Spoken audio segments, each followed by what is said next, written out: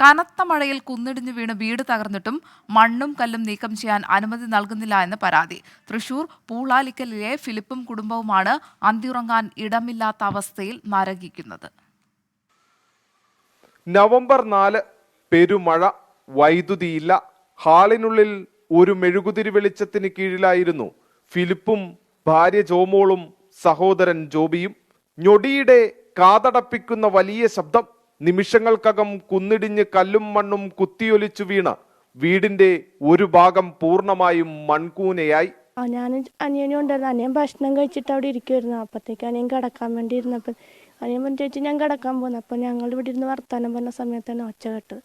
അപ്പോഴത്തേക്ക് എന്തോ വീരുന്ന ഒച്ച കേട്ടു. അപ്പോൾ ചെന്ന് നോക്കിയപ്പോഴത്തേക്ക് ഇതെല്ലാം അങ്ങോട്ട് ഇടിഞ്ഞിങ്ങനെ കിടക്കുന്നുണ്ട്. വനഭൂമി പതിച്ചു കിട്ടിയ പട്ടയമായതിനാൽ ഒരു കല്ലെടുത്തു മാറ്റണമെങ്കിൽ കൂടി കളക്ടറുടെ അനുമതി വേണം. വില്ലേജ് ഓഫീസ് മുതൽ ജില്ലാ കളക്ടറുടെ ഓഫീസ് വരെ അപേക്ഷയുമായി കയറി ഇറങ്ങി. ഒന്നും സംഭവിച്ചില്ല. ഒരു ഫയൽ പോലും നീങ്ങിയില്ല. പഞ്ചായത്ത് കമ്മിറ്റി കൂടി ഒരു തീരുമാനം എടുത്തൊരു അപേക്ഷ കളക്ടർക്ക് കൊടുക്കാൻ വേണ്ടിയിട്ട് കളക്ടർക്ക് കൊടുത്തായിരുന്നു. നമ്മൾ ഈ സ്ക്വാഡിനെ വെച്ച് ഒരു അഞ്ച് പേരുടെ ഒരു സ്ക്വാഡിനെ വെച്ചിട്ടുണ്ടായിരുന്നു. പക്ഷെ അവരിതുവരെ വന്നിട്ടില്ല.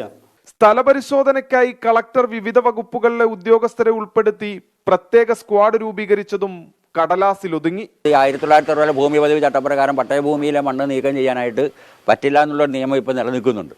ആ നിയമത്തിന്റെ ഭാഗമായിട്ടാണ് ഈ മണ്ണ് നീക്കുന്നതിനകത്ത് ഇവർ ഇത്രയും വലിയ ഒരു ബന്ധപ്പെട്ട ഓഫീസുകളുമായി പോകേണ്ട ഒരു സാഹചര്യം വരുന്നത്. അപകടം നടന്ന ദിവസം സുഹൃത്തിന്റെ വീടാണ് അഭയം.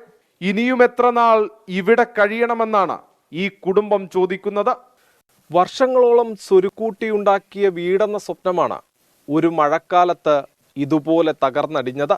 എന്നാൽ ഇന്നീ കുടുംബത്തെ പ്രതിസന്ധിയിലാക്കുന്നത് ചുവപ്പുനാടയുടെ അഴിയാക്കുരുക്കാണ്.